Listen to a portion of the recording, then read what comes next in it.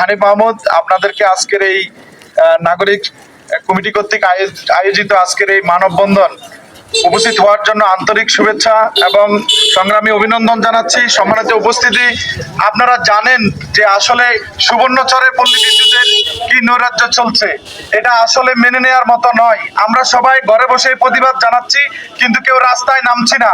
এদের সুবর্ণচরের মানুষ যদি রাস্তায় নেমে আসে, তাহলে এই অব্যাহত অত্যাচার নির্যাতনের বিরুদ্ধে যদি রাস্তায় নেমে আসে, তাহলে এর ফল পাওয়া যাবে বলে আমরা মনে করি। আজকে এই বৃষ্টিকে উপেক্ষা করে যে মানুষগুলো এখানে দাঁড়িয়েছে, আমি মনে করি সুবর্ণচরের যারা আজকে পল্লী বিদ্যুতের অব্যাহত নির্যাতনের কারণে যারা আজকে ভুক্তভোগী, তাদেরই প্রতিনিধি হিসেবে এখানে দাঁড়িয়েছে। যারা এর আয়োজন করেছে, আমরা তাদেরকে ধন্যবাদ দিতে চাই। যারা এখনো এই আয়োজনের সাথে একাত্মতা পোষণ করেন নাই, আপনাদেরকে আমরা উদাত্ত আহ্বান জানাবো, পল্লী বিদ্যুতের এই নৈরাজ্যের বিরুদ্ধে আপনারা এখানে রাস্তায় নেমে আসুন। সম্মানিত ভাইরা, আজকে আপনারা জানেন সারা বাংলাদেশে কি অবস্থা।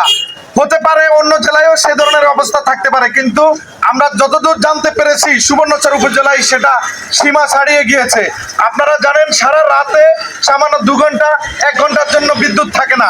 মানুষ সীমাহীন কষ্টে আজকে কষ্ট করছে। মানুষ যারা বয়োবৃদ্ধ রয়েছে, যারা অসুস্থ শিশু রয়েছে, সকলেই কিন্তু কষ্ট করছে, কিন্তু কেউ কোনো কথা বলছে না।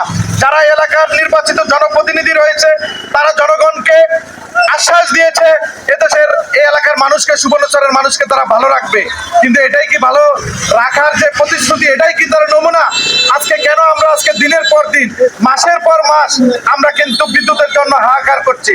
আমাদের যেগুলো আমাদের বাসা বাড়িতে যে সমস্ত আমাদের ফ্রিজ রয়েছে, আমাদের খাদ্যদ্রব্য নষ্ট হচ্ছে, আমাদের কলকারখানাগুলো, আমাদের যে সমস্ত উৎপাদনের যে সমস্ত মেশিনপত্র রয়েছে, সবকিছুই আজকে অকেজো হয়ে পড়ে আছে। কিন্তু আমাদের এই বিদ্যুতের সমস্যার কোনো সমাধান হচ্ছে না। আমাদের যারা নির্বাচিত জনপ্রতিনিধি রয়েছে, আমাদের মাননীয় এমপি মহোদয়কে আমরা আহ্বান জানাবো যে আপনি সুবর্ণচরের মানুষের কান্না হৃদয় দিয়ে উপলব্ধি করার চেষ্টা করুন। আমরা ওনার সুযোগ্য পুত্র শাবাব চৌধুরীকে আমরা আহ্বান জানাবো, আপনি নতুন করে নির্বাচিত হয়েছেন এদেশের এলাকার মানুষের ভোটে, আপনি সুবর্ণচরের মানুষের প্রতি দয়া করুন। সুবর্ণচরের মানুষকে আপনি যে আশ্বাস দিয়েছেন, ভালো রাখার আশ্বাস, আপনারা বিদ্যুতের ব্যবস্থা করুন। বিদ্যুৎ আমরা যতদূর জানতে পেরেছি